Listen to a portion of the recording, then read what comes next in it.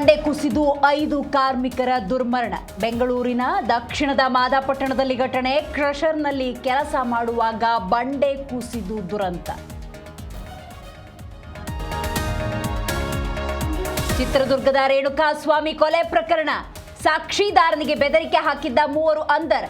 49ನೇ ಸಾಕ್ಷಿ ಸಂದೀಪ್ ದೂರಿನ ಅನ್ವಯ ದರ್ಶನ್ ಫ್ಯಾನ್ಸ್ ಬಂಧನ.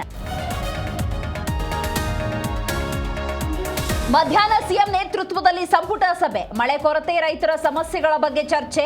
ಬರ ನಿರ್ವಹಣೆಗೆ ಹೆಚ್ಚುವರಿ ಅನುದಾನ ಘೋಷಣೆ ಸಾಧ್ಯತೆ.